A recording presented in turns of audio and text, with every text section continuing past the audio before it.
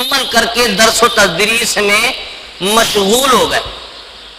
17 سال کی عمر میں آپ نے اپنے تمام علوم کی تکمیل فرما لی اور آپ ایک منصب تدریس جہاں پڑھایا جاتا پڑھ چکے، 17 سال کی عمر میں پڑھانے کے مقام پر آ گئے اور آپ نے درس و تدریس کا کام شروع کر دیا 17 سال کی عمر میں۔ تصوف میں سلسلہ چشتیہ کی تعلیم اپنے والد گرامی رحمۃ اللہ تعالی علیہ سے پائی، اور سلسلہ قادریہ اور سلسلہ نقشبندیہ کی تعلیم دہلی جا کر حضرت خواجہ رضی الدین محمد باقی بلّہ رحمۃ اللہ تعالی علیہ سے حاصل کی، اور اس کے بعد انہی کے دست مبارک پر حضرت مجدد الفسانی رحمۃ اللہ علیہ نے حضرت خواجہ باقی بلّہ رحمۃ اللہ تعالی علیہ کے دست مبارک پر بیعت حاصل کی۔ مغل بادشاہ جلال الدین اکبر، اب یہ جو جلال الدین اکبر نے جو خواب دیکھا تھا نا، اب آپ کو سمجھ آئے گا کہ بادشاہ جلال الدین اکبر نے خواب جو دیکھا تھا کہ جناب ایک تیز ہوا آئی شمالی پنجاب سے اور اس ہوا نے مجھے تخت تاج سمیت زمین پر گرا دیا ہے، یہ بادشاہ جلال الدین اکبر نے یہ خواب دیکھا کیوں تھا؟ حضرت شیخ احمد سرہندی مجدد الفسانی رحمۃ اللہ تعالی علیہ کی ولادت پر، تو بادشاہ جلال الدین اکبر کا دور تھا، اور بادشاہ جلال الدین اکبر نے دین کا حلیہ بگاڑ رکھا تھا، جس کے مقابلے کے لیے آپ نے خلفاء و مریدین اور تلامذہ کی صورت میں لاکھوں افراد تیار کیے، تقریر اور تصنیف و تالیف کے ذریعے بھی بے دینی کا مقابلہ کیا۔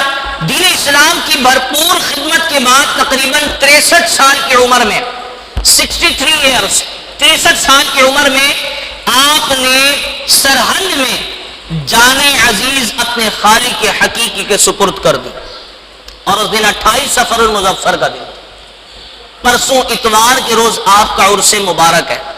تو ہم سبھی کو چاہیے کہ حضرت مجدد الفسانی رحمۃ اللہ تعالی علیہ کے عرس کے دن فاتحہ کا اہتمام کریں، اپنے گھروں میں ایصال ثواب کا اہتمام کریں، اور آپ کی خصوصی برکات سے مستفیض ہوں۔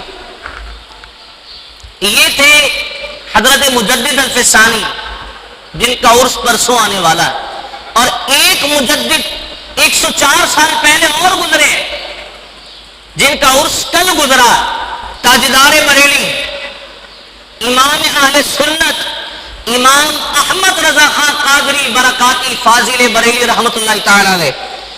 آپ 10 شوال المکرم 14 جون 1856 عیسوی ہندوستان کے شہر بریلی میں پیدا ہوئے، اور دادا محترم مولانا شاہ رضا علی خان اور والد گرامی مولانا شاہ نقی علی خان رحمۃ اللہ تعالی علیہ نامور علماء بھی تھے، اور آپ رحمۃ اللہ تعالی علیہ نے اپنے دادا اور والد دونوں سے استفادہ حاصل کیا اور تعلیم حاصل کی، بنیادی علوم اپنے دادا سے اور اپنے والد گرامی سے حاصل کی۔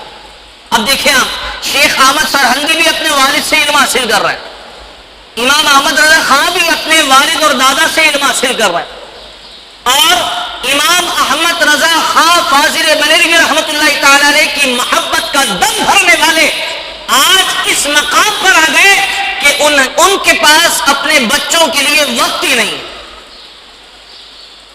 ہم اعلیٰ حضرت کی محبت کا دم بھرتے ہیں نا، یہ عشق، محبت، علم، حکمت اور لا تعداد علوم پر مہارت تامہ، اگرچہ اعلیٰ حضرت ولی کامل تھے، آپ کو اللہ رب العزت نے پیدائشی ولایت کا تاج پہنایا تھا، لیکن اس کے باوجود بھی اعلیٰ حضرت کی اس سیرت کے نمایاں پہلو کی وجہ یہ تھی کہ اعلیٰ حضرت کی تربیت آپ کے والد اور دادا محترم نے فرمائی تھی، جن کی تربیت علماء فرمائے، پھر وہ ہماری طرح کوئی ایرے غیرے پیدا نہیں ہوتے اور ایرے غیرے نہیں بنتے، جن کی تربیت علماء فرماتے ہیں وہ امام احمد رضا خان بنتے۔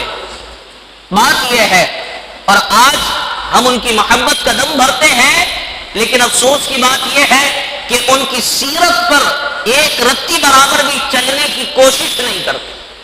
تو ہمیں چاہیے کہ ہم ان کی سیرت پر چلیں. اعلیٰ حضرت 4 سال کی کم سن عمر میں آپ نے قرآن کریم مکمل پڑھ لیا. 4 سال کی کم سن عمر میں چھوٹے سے تھے اور قرآن کریم پڑھ لیا. ہمارے تو 4 سال کا بچہ صحیح انداز میں بولنا سیکھتا ہے نا. پھر 4 سال 4 مہینے اور 10 دن بسم اللہ رسم بسم اللہ ہوتی ہے. پھر اس کے بعد مدرسے جاتا ہے. اعلیٰ حضرت کی شان اور فضیلت اتنی اعلیٰ ہے کہ اعلیٰ حضرت نے 4 سال کی چھوٹی سی عمر میں قرآن کریم مکمل پڑھ لیا. اور پھر 1869 عیسوی میں مکمل عالم دین بننے کے بعد والد گرامی کی نگرانی میں فتویٰ لکھنے کا آغاز کر دیا. یہ اعلیٰ حضرت ہے. 4 سال کی عمر میں قرآن کریم پڑھ لیا اور 4 سال کی عمر کے بعد 1869 عیسوی میں یعنی 13 سال کی عمر میں. کتنی عمر میں؟ 13 سال کی عمر میں امام اہل سنت نے فتویٰ لکھنا شروع کر دی. فتویٰ لکھنے کے لیے اگر میں اس پر گفتگو کروں کہ فتویٰ لکھنے کے لیے کتنے علوموں کا ہونا ضروری ہے، کتنے علوم آپ کے ذہن میں اور دل میں راسخ ہونے چاہیے، تو اس پر پورا جمعہ گزر جائے گا. اعلیٰ حضرت نے 13 سال کی عمر میں فتوے کا کام شروع کر دیا. فتویٰ نویسی، اپنے والد گرامی کی نگرانی میں آپ فتویٰ دینے لگے.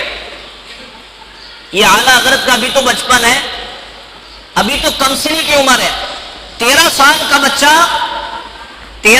کا بچہ اگر بلوغت کی نشانی ظاہر نہ ہو تو وہ بالغ نہیں کہلاتا. 13 سال کا بچہ اگر نشانی ظاہر نہ ہو، 14 سال کا بچہ بھی ہو نشانی ظاہر نہ ہو تب بھی وہ بالغ نہیں کہلاتا. 15 سال کے ہونے کے بعد اب نشانی ظاہر ہو یا نہ ہو اب وہ بچہ بالغ ہے. تو قربان چاہیے میرے امام کی شان اتنی اعلیٰ ہے کہ امام ابھی اپنی بلوغت کی حد کو نہیں پہنچے اور امام نے فتویٰ نویسی کا کام شروع کر دیا. بولے سبحان اللہ. یہ میرے امام ہے، امام اہل سنت امام شاہ احمد رضا خان فاضل بریلوی رحمۃ اللہ تعالی علیہ. ملک سخن کی شاہی تم کو رضا مسلم. داؤد دہلوی رحمۃ اللہ علیہ آپ لکھتے ہیں ملک سخن کی شاہی تم کو رضا مسلم، جس سمت چل دیے ہو سکے بٹھا دیے ہیں. یہ میرے امام ہے امام احمد رضا خان. بہرحال آپ نے والد گرامی کی نگرانی میں فتویٰ لکھنے کا آغاز کر دیا. اللہ رب العزت نے قدیم اور جدید اور جدید علوم میں اعلیٰ درجے کی مہارت اور نہایت پختہ حافظہ عطا فرمایا. حافظہ کتنا پختہ تھا اس پر میں عرض کر دوں. اعلیٰ حضرت آپ کو کسی نے کہا حافظ صاحب السلام علیکم ورحمۃ اللہ، آپ نے جواب دیا وعلیکم السلام ورحمۃ اللہ، اور پھر آپ ایک عجیب کشمکش میں مبتلا ہو. یار کسی نے مجھے حافظ کہا ہے. آپ حافظ نہیں تھے اس وقت، کسی نے مجھے حافظ کہہ دیا. اب یہ مسلمان اس گمان میں ہے کہ میں حافظ ہوں اور میں حافظ نہیں. لہذا اعلیٰ حضرت امام احمد رضا خان فاضل بریلوی رحمۃ اللہ تعالی کا حافظہ ماہ رمضان المبارک کا پہلا دن اور پہلے ہی دن آپ نے قرآن کریم کا پہلا سپارہ مکمل حفظ کر لیا اور رات کو کھڑے ہو کر تراویح کے مصلی پر سنا بھی دیا. دوسرا دن دوسرا سپارہ حفظ کر لیا. کہ امام صاحب اعلیٰ حضرت پڑھا کرتے تھے، قرآن پڑھتے تو تھے لیکن آپ نے پڑھ کر حفظ نہیں کیا. جناب آپ نے ایک حافظ صاحب کو بلایا اور ان سے فرمایا مجھے قرآن کریم سنائیے. حافظ صاحب روزانہ ایک سپارہ سنایا کرتے تھے اور اعلیٰ حضرت سن کر یاد کر لیا کرتے تھے. یہ امام احمد رضا ہیں. اعلیٰ حضرت نے ماہ رمضان المبارک کے 30 دنوں میں 30 سپارے مکمل قرآن کریم حفظ کر لیے. یہ اعلیٰ حضرت ہے. اور آپ کا حافظہ، آپ کے مرید خاص آپ کے پاس آئے، قرآن کریم کا ترجمہ آپ نے بلوایا اور قرآن کریم کا ترجمہ لکھوانا شروع کیا. نہیں، آپ آرام فرما رہے ہوتے تھے اور مولانا سید نعیم الدین مراد آبادی علیہ رحمہ، آپ یا غالباً مفتی امجد علی اعظمی رحمۃ اللہ تعالی علیہ، آپ دونوں خلفاء ہیں، آپ آرام فرما رہے ہیں اور ایک آیت پڑھتے اور پڑھنے کے بعد خلیفہ ہیں وہ آیت پڑھ رہے اور ان کی آیت پڑھنے کے بعد اعلیٰ حضرت آرام فرماتے فرماتے اس آیت کا ترجمہ اپنے خلیفہ خاص کو بتا دیا کرتے تھے. پورا قرآن کریم کس طرح آپ نے ترجمہ فرمایا، پورا قرآن اس انداز میں ترجمہ فرمایا اور کچھ ہی دنوں میں آپ نے مکمل قرآن کریم کا ترجمہ فرما دیا. یہ امام احمد رضا ہے. پھر آپ کے اعلیٰ حضرت، آپ کا تقوی اور یقین. ایک ڈاکٹر آیا، اعلیٰ حضرت سخت علالت میں مبتلا، ایک ڈاکٹر آیا اور ڈاکٹر آنے کے بعد اس نے کہا بھائی اس وقت شہر میں طاعون کا مرض بہت پھیل گیا ہے، طاعون بہت عام ہو چکا ہے اور لہذا جو نشانیاں امام احمد رضا خان رحمۃ اللہ تعالی علیہ میں ظاہر ہو رہی ہیں وہ طاعون کی نشانیاں ہیں، لہذا اعلیٰ حضرت کو طاعون ہو چکا ہے. تو اعلیٰ حضرت اتنی تکلیف میں مبتلا تھے کہ آپ کے دونوں کانوں کے پیچھے گٹھلیاں بن گئی، آپ بول نہیں سک رہے.